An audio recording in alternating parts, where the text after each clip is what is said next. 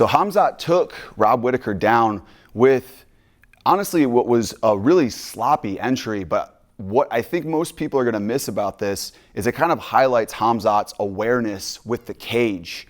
When Khamzat shot his initial first takedown, his chest was way out in front of his hips, his arms were really extended. It wasn't a super clean entry, but I think he knows that, and he's able to get away with it because he knows how close his opponent's back is to the cage, and if he just keeps driving in, he's gonna get the takedown. I also think he's extremely strong and technical, and he knows if he can get just a pinky finger on your leg or any appendage, he's gonna be able to chain that into something more solid and eventually end up controlling you and taking you down.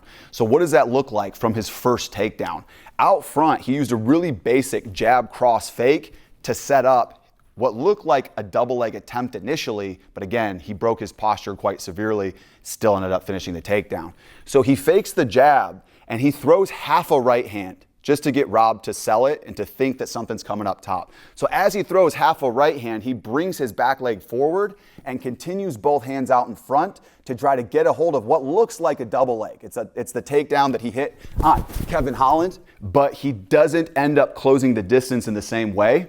Rob actually ends up backing up so much that he runs into the fence and then he chains into the legs. Fake the jab, throw a half right hand to then bring my right leg forward. Both hands extend out as Rob falls against the cage, and Khamzat ends up trying to pick up this ankle, right? He doesn't quite get it. This is a really common single leg finish, especially in American wrestling, is when we sweep to this single leg, we try to chain on the back and catch that ankle in a back double, okay? And that's really where Khamzat ends up. He's trying to grab this ankle, he rolls off, exchanges it for the backhand, but as he's pulling this ankle in, he kind of loses it, right? So he pulls it in, and as he pulls it in, he knocks Rob down for a second, and he exchanges this ankle for a body lock.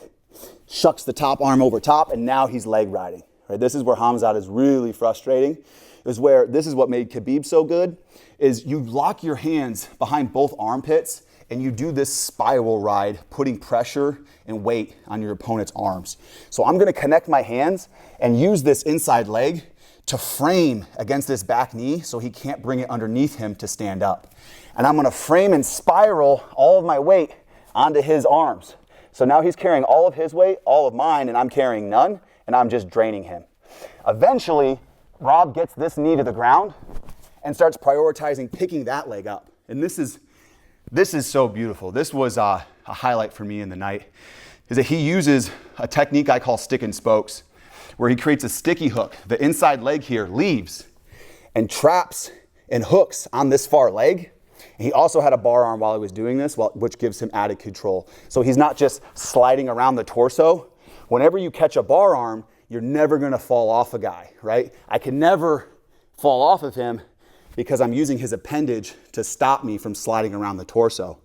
So he's got this bar arm locked up, and when Rob steps up with that far arm, Khamzat's gonna hook, and he's gonna slide that leg out, enough so to where he can then sit Rob back onto his hips, and now he's back into his leg ride.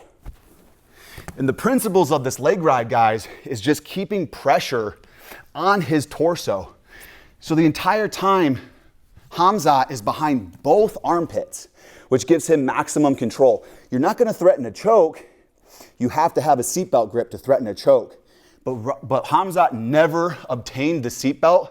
He never got greedy and went for the seatbelt unless Rob's posture was severely broken. So he would stay underneath both armpits and do this cross ride where he would put weight on the arms, and he would feather back and forth between putting the leg in, striking. If the leg was ever out, he didn't have leg control, so he would go back to the double armpit, okay?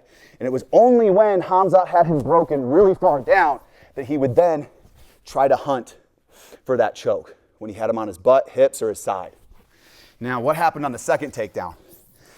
I think in the second takedown, Khamzat just doubled down, okay? He repeated, he didn't change, he didn't break. If it ain't broke, don't fix it, right? So there was a moment where Rob got back to his feet. There was a break in the action, but again, Rob's back was against the fence, so all Khamzat had to do was dive at the legs. Again, I think he knows from training, if he can just get just a little bit of connection on your legs, he can chain that into further connection. So he's not crazy technical on his entries.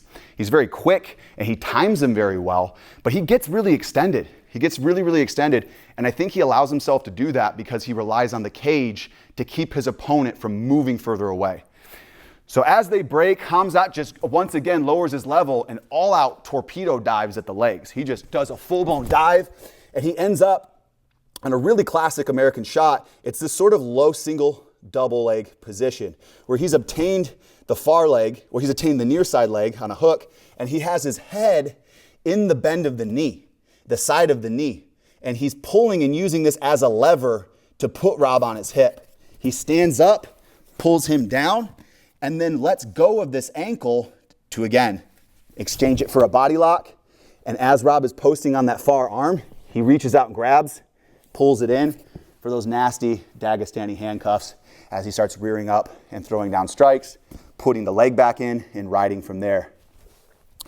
So again, on that last entry, guys, it looked very similar to his first. If there was no wall there, I doubt he would have finished these takedowns, or he at least would have had a much harder time finishing them, especially against a fellow wrestler, someone like Bo Nickel. When your chest is that far extended in front of your hips, it gets really easy to sprawl. If there was no wall there, right, and I'm diving on a leg, and I'm diving, my chest is way out in front, it gets really easy to sprawl. But again, I think this just speaks to his awareness of being able to use the wall really well. He saw that Rob's back was only a foot or two away from the wall, so he didn't even use a setup. He just lowered his level and dove, didn't give Rob time to even react and think. As soon as they broke contact, he dove in at the legs, ended up in this low single leg position, used the leverage of the knee. I'm pushing in with my head and I'm pulling this ankle up. And now his hips have nowhere to go but down. He's posting on that forearm.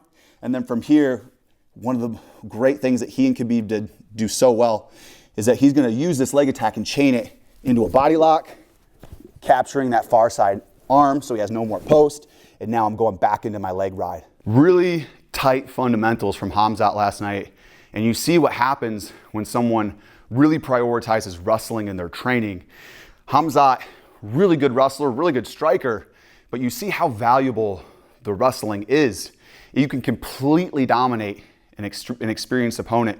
I'd be very, very interested to see a fight from Khamzat versus Bo Nickel. These are two people who I think their MMA wrestling is on a very similar level. And I think Bo Nickel is the only person at 185 who has the level of wrestling that could challenge Khamzat Chimaev. So I'll be very excited to see that fight in the future. And guys, if you want to learn some takedowns, if you want to get your feet wet and you're not ready to start just blasting off shots, make sure you grab our free takedown mini course in the comments and descriptions below. I'll get you started with 2 low risk, high reward takedowns you can start heading at practice this week. It doesn't require you to level change severely, doesn't even require you to go down to a knee.